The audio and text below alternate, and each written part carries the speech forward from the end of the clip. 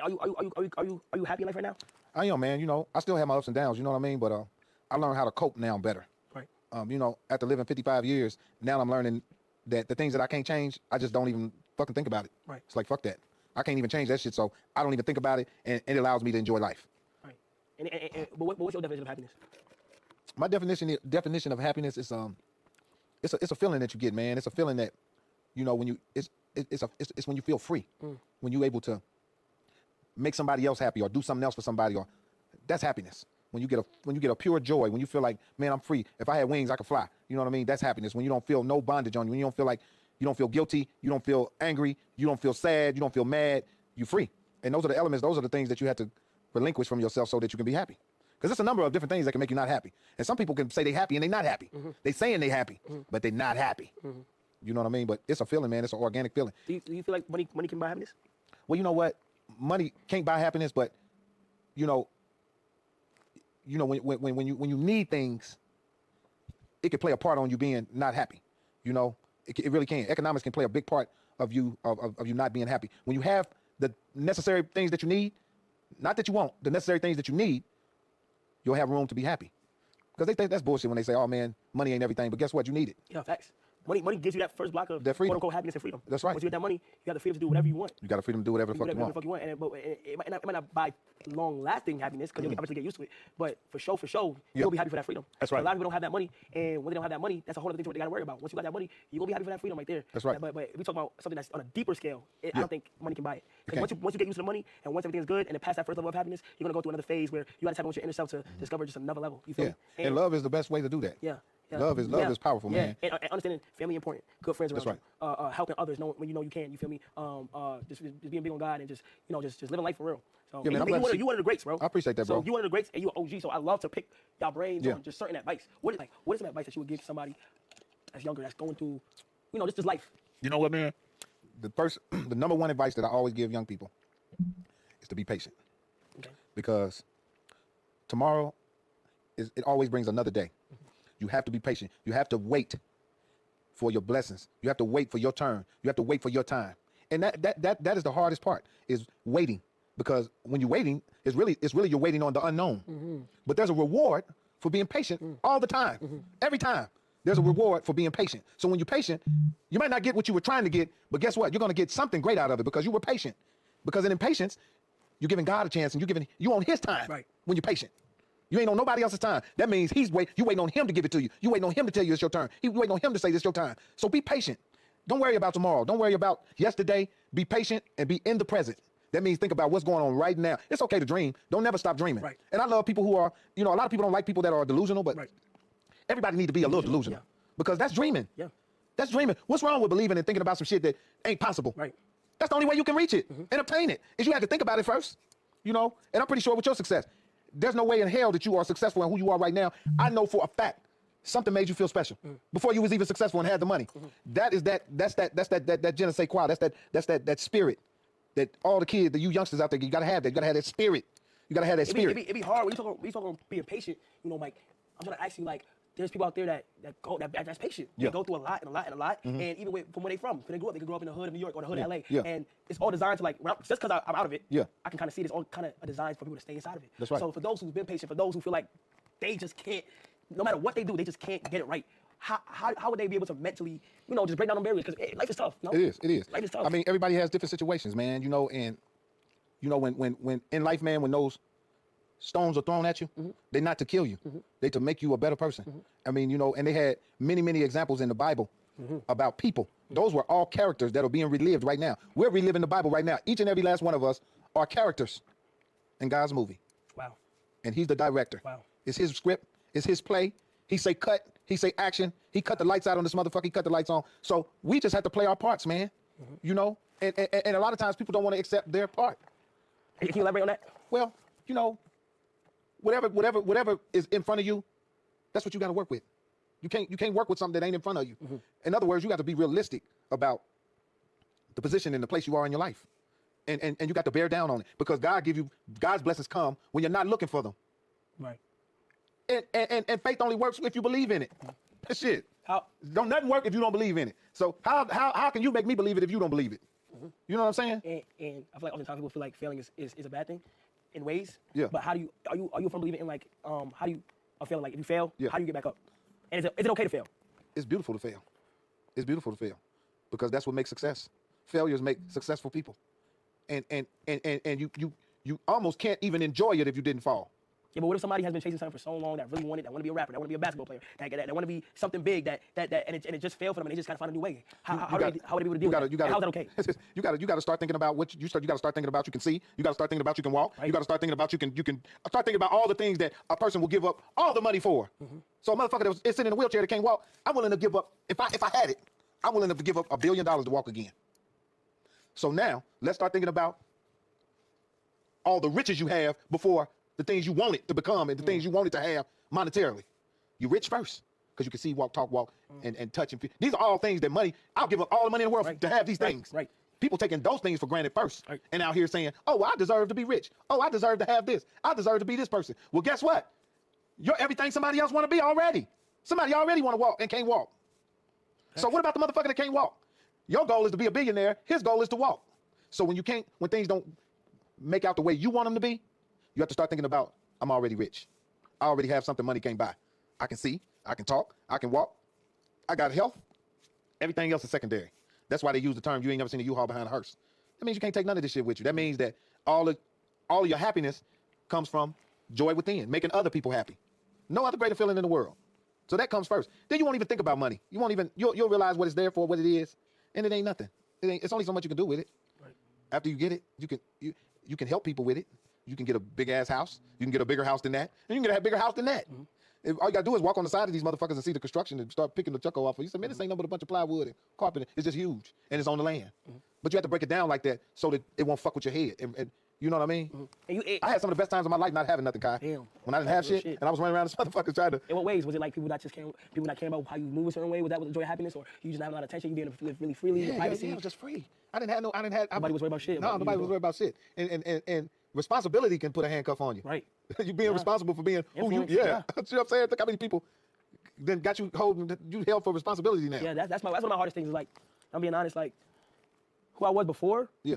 It's such a weird feeling how like nobody cares of what you did before. But once you get once you be level up in life and you become somebody to the public, you're definitely under a magnifying glass. And you should be. It definitely is a way that you should be responsibly moving. But it's just a weird feeling to adapt to, because then the things that you may want to say, people have something to say about it, or the things you may want to do, people want to say, like just question what you do. When all you're trying to do is just live life. That's right. And you've been doing a great job, bro. You're a young man. You've been doing a great job, and it ain't too many brothers your age that got their head on right like that. And see, good thing that you grew up in a place like New York, because y'all grew up really fast. Yeah. See what I'm saying? You got to be fast. You probably was 10 years old. You was fast, faster than some kid in Milwaukee or somewhere, because you had to live fast. The kids travel all around the city by themselves. Starting in fucking real middle school, elementary on the train, buses. That shit is real. Okay. And see, when I moved to New York, I respected that. That's one thing I respected out of many things I respected out of New York. I said, this motherfucker right here, it's gonna teach you about life. Jungle. Yeah, and I mean, and it's just life in general. You know what I'm saying? And my mother used to always have a term. She said, you ain't never lived so long. She said, you ain't lived so long, and life gonna whoop your ass. Make sure you love yourself, because there's plenty of other motherfuckers that don't like you. So make sure you love yourself, because it's some motherfuckers that don't like you. Yeah. And we don't you join them. And ourselves, we don't even like everybody, so how everybody don't like us? Come on. You feel me? Say it again. And you've been doing this for so long, Mike. Genuinely, I have a question for you too. And I look at everybody who's older than me and been in the game for so long. Right. Where do you find the motivation to continue doing what you're doing on a daily basis? Because bro, you could just be like, hey, I want to relax. And fuck it. I want to just say fuck it. But where do you find that motivation in yourself to just keep putting those ass? When I found out that I was being used by God, I can't stop.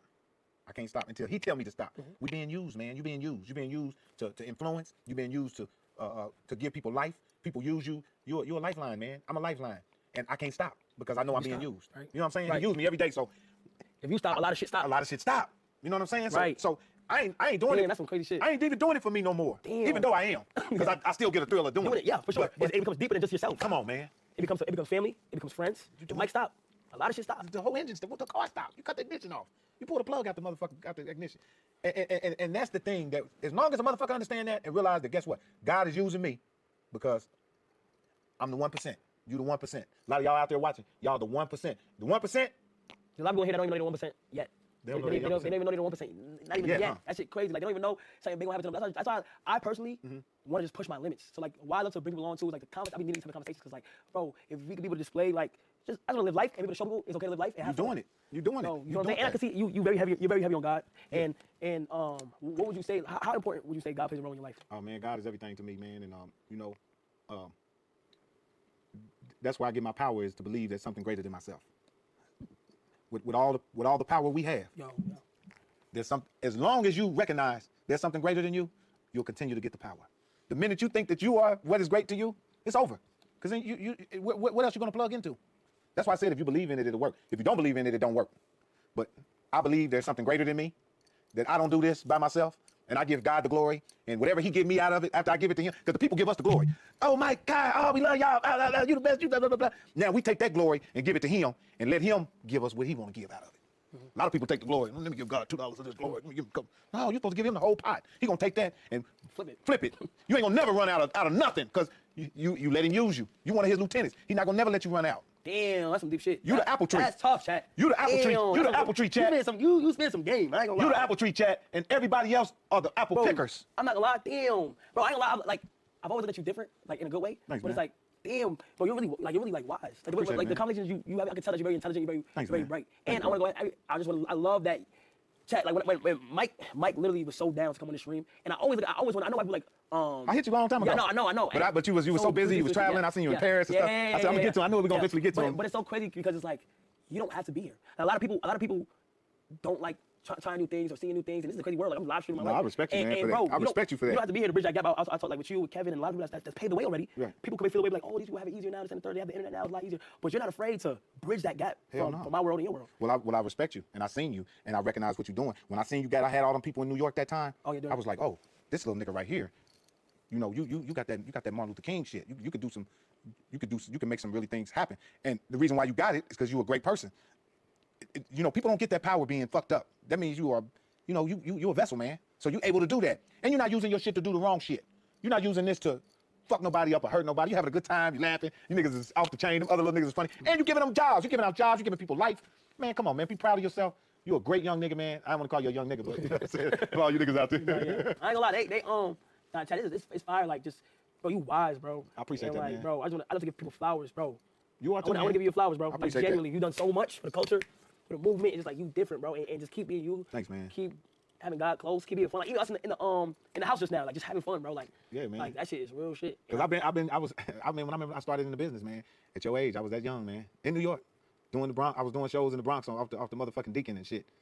I was doing Bronx BBQs and a different type of grind. Oh man, that motherfucker. That's what I'm saying, man. I used to ride the 6 train to Manhattan and get off and go, man, making $75 and man, that shit was real, man. We wasn't making no motherfucking money. And I mean, at the time that I wasn't making no money, the only thing that kept me going was that I loved doing what I do. So make sure you find out what the fuck you love to do. To somebody that doesn't know what they want to do, that may be lost. How come they?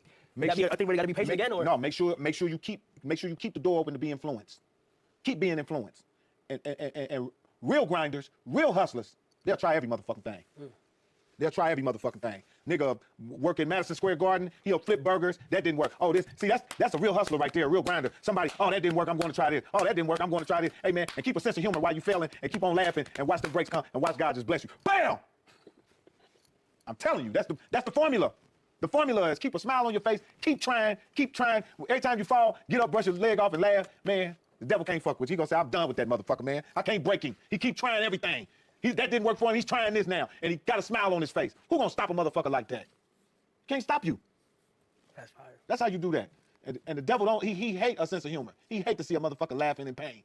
A lot of people try to clown, and one thing, a lot of people try to clown somebody for just having fun and doing what they do. Especially in this day and time, like, so sad motherfuckers do that. I don't know if you want to internet a lot, but this day and time, bro, it's so much opinions, bro. It's so much. I think Denzel Washington, I seen him say something in this interview. Yeah. He's like, bro, like, it's a whole bunch of opinioneers. It's people that have opinions on some shit they don't know how to do, or they haven't accomplished it. Yeah. How the fuck can somebody say something about what you do? That's a fad now. The whole opinionated thing and everybody has something to say about something is a fad now. It's like fashion. It's like the new Nike that's out, the new clothes that came out. Everybody got something to say. Everybody has an opinion. Everybody want to tell somebody what to fucking do and how to do it. And, you know. How do you deal with people? Like, how do you deal with not giving a fuck what people think? A lot of people out there give a fuck what people think. How do you deal with how do you deal with not giving a fuck what people think? Because a lot of people will crush their dreams or stop what they're doing because people are under their post saying this, or under their post saying that. How do people mentally at an early stage learn? I feel like learning how to not give a fuck, you learn that later on, in my opinion. You do. Like, you learn that later on when you get to a certain level, you learn how to give a fuck. But how can you give advice to people at an early level Because that's when you're most vulnerable. Let me tell you something about life. Let me tell you something about life. When you were in the first grade, you'll never see that motherfucker in the first grade again. If you're on Instagram and you see somebody say something about what you're doing, you'll never see that motherfucker. How the fuck can I entertain somebody? I don't even know who the fuck you are. I don't even see you.